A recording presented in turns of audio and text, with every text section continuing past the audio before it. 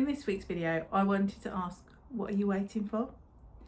I know that in my life there's quite a lot of different things I feel like I put off, or I'm sort of almost like when I've lost a few pounds, I'll do that, or when I feel like I'm more successful, I'll tell people this, or when I get on, particularly like with like the YouTube thing, it's like, okay, well, when I'm monetized, then I'll tell people I do YouTube, or when I get to this many followers, then I'll be able to tell people that I've got an Instagram account. Like, it's like I'm pushing away that idea of starting for like some sort of external validation. And I guess the point is that you don't need permission. You don't need to be waiting for somebody to say it's okay, or you're ready, or I think you should do that. You can grant yourself the permission to start. And as I said, for years I've played small, but the new me has enough self-esteem to start moving before others grant me permission to. Like, I don't need that. I can be doing things anyway. And I think, and part of that is around that identity shift and that stepping into the new me that I want to embody almost before I'm quite ready.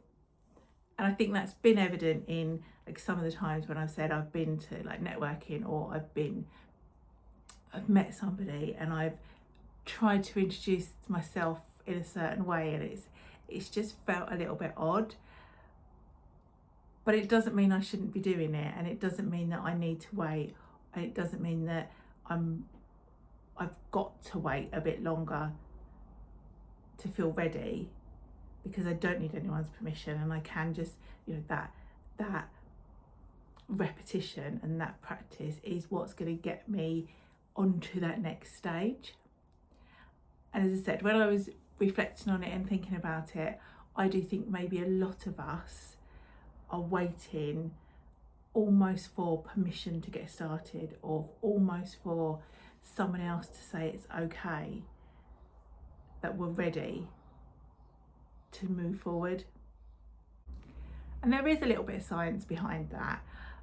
I know that as always, our brains are wired to keep us safe, and by doing something that our brains perceive to be a threat, or something that's unknown, or that there's an element of unsafety about it, our brain will do all that it can to keep us in the status quo, because they know that as we are now, we're safe, we're well, we're secure and stable, and there is no immediate threat because it's happy in that little pot where we are.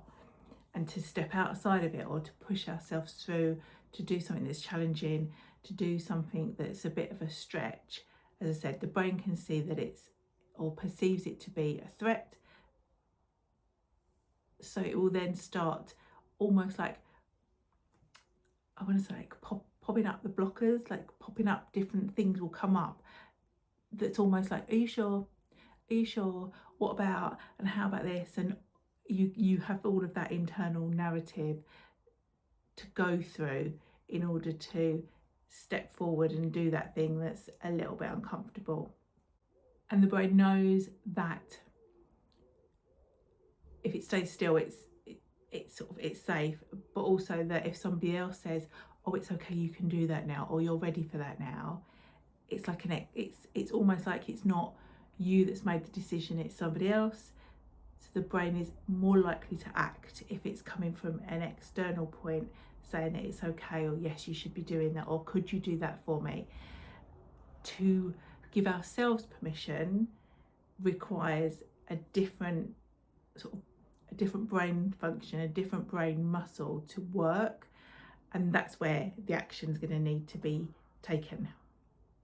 Because as I've just said, discomfort doesn't always mean danger. It doesn't always mean that there's a threat. So that's why you just need to act anyway. hope that makes sense. I think that makes sense. Well, that's where I'm coming from with it anyway. So for you, for this week, I want to challenge you to write your own permission slip. So is there something that you've been waiting to start or been hesitating with, or you want to grant yourself permission to do, or that you want to declare that you don't need permission to get started? So if you've got a piece of paper or you've got a notebook anywhere, what I'm going to ask you to do to sort of come with me on this journey of self-development and mindset shifts and identity shifts will be to take a piece of paper and write the sentence, I give myself permission to, and then you fill in the blank. Or, I do not need permission to, and you fill in the blank.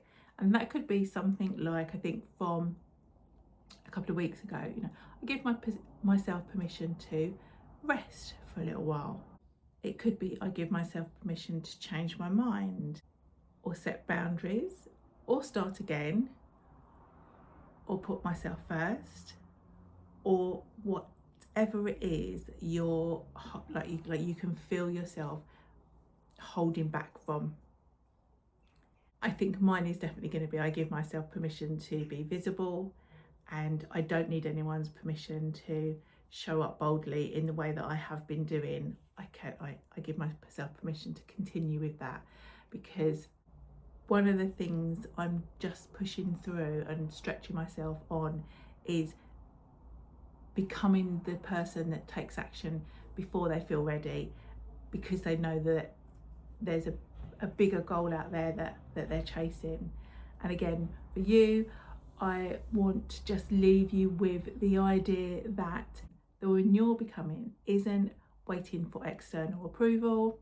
She's learning to trust herself, and that might be the most important thing you ever do.